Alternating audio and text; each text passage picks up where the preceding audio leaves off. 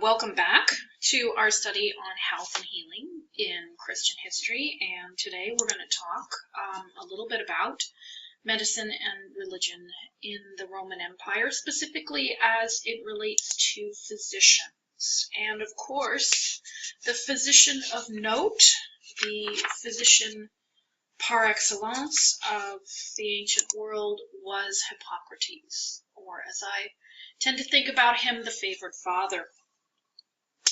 So Hippocrates, as you can see, lived 4 centuries before the Common Era, and he practiced medicine and he trained students for a fee, of course. About 2 centuries of medical documents are attributed to him, about 60 fragments, and together these documents, which he didn't write all of them, by the way, but together these documents are what's known as the Hippocratic Corpus or Hippocratic Medicine, basically a historical construct. So even though he didn't write them, nevertheless they form part of the body of literature about healing that reflects in some ways Hippocrates' approach towards medicine and the body. The topics of the various documents in the Hippocratic medicine includes things like surgeries, therapeutics, disease prevention, diet, and of course, healthy living. One of the things for which Hippocrates was the most famous, but which wasn't his original contribution, is that of the 4 humors. It was believed that there were humoral elements of the body, and if they were out of balance due to weather or diet or emotions, then that could impact the health of the individual. So the 4 humors include that of black bile. Black bile was connected with the season of autumn, and it was considered a substance that, if it was in abundance or if there was a deficit of it, could make one melancholic or despondent. And of course we can hear the word melancholy in there. There was, of course, another kind of bile, yellow bile, which was affiliated with the season of summer, and its qualities were that of being warm and dry, whereas black bile was, its qualities were cold and dry. And yellow bile, if it were in abundance or if there was a deficit of it in the system, was expected to produce a choleric type of temperament for an individual, the characteristics of which would be excessive ambition or restlessness or being very volatile. A third humor was that of phlegm. Phlegm had a season of winter, which makes a lot of sense when you think about when we're most likely to be phlegmy. And the qualities of phlegm were moist and cold. A person who had an abundance of phlegm was considered to be phlegmatic. And the characteristics of that particular phlegmatic temperament were that a person might be considerably patient or thoughtful, which doesn't really seem to me to be a bad characteristic to have. And then finally, the other humor was that of blood. And blood was a humor that was linked with the season of spring. The qualities of an excess of blood were moist and warm. And the temperament of someone who has an excess of blood would be that of being sanguine, right? They might be courageous or hopeful or even blithe. So these humors were important in evaluating an individual's health and thinking about how to treat their particular conditions. So as you can see in this image above, which is not an ancient image, it is actually a medieval image, here you have a physician and you have a patient.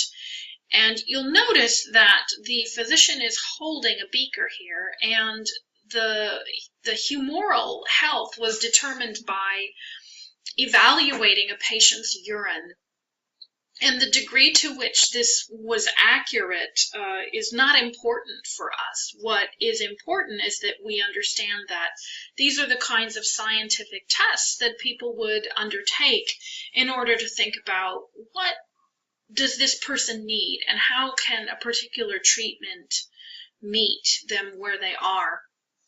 So Hippocrates was part of the Greek medical system. He was part of a system that had a profession of doctors, a profession that we see emerging about 500 years before the Common Era. And two qualities of Greek medicine that I would like to highlight specifically are, first of all, that Greek medicine was holistic. They were not particularly interested in dissection and in autopsies. That was not seen as particularly respectful of the body, and so consequently anatomy was not taught.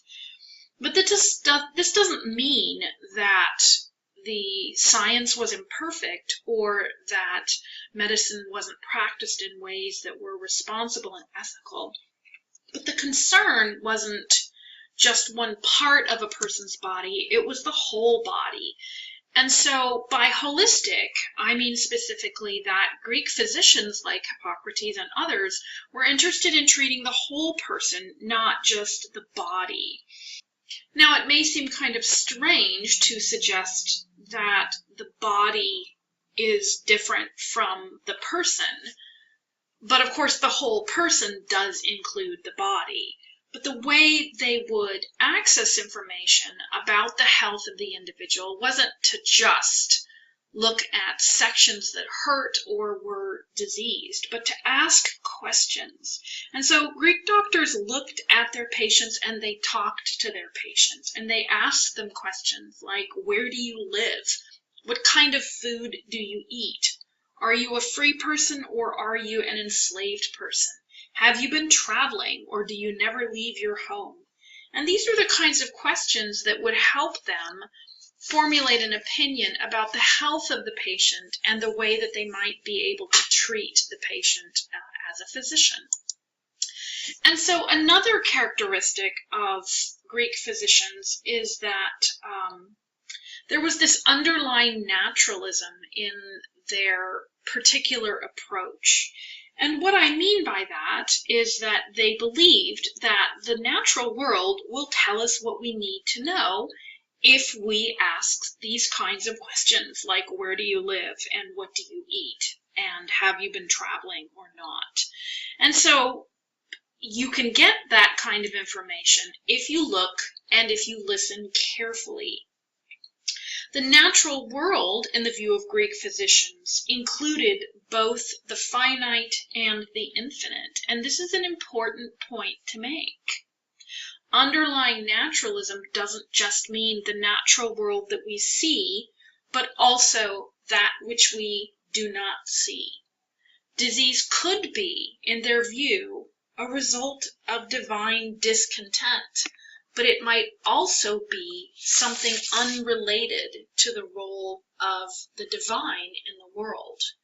And so when we look at a passage by Hippocrates, like the Sacred Disease, which you will be reading here in a minute, it's important to recognize that in addition to the fact that Hippocrates is saying, look, there's something else going on here in the issue of epilepsy than just the attack of the divine on the human. So here we have, it's actually not an ancient image, but it is nevertheless a lovely image of an epileptic. And notice this, I think, quite amusing little demon that is escaping the mouth. And this is seen as the release of a foul spirit from the body of someone who is suffering from this particular affliction. So in the Sacred Disease, which again you will be reading, Hippocrates writes, but if the human body is polluted by some other agency or is harmed in some way, then the presence of a God would be more likely to purify and sanctify it than pollute it. It is the deity who purifies, sanctifies, and cleanses us from the greatest and most unholy of our sins. So it's important to recognize that the Hippocratic attitude towards religion is not hostile.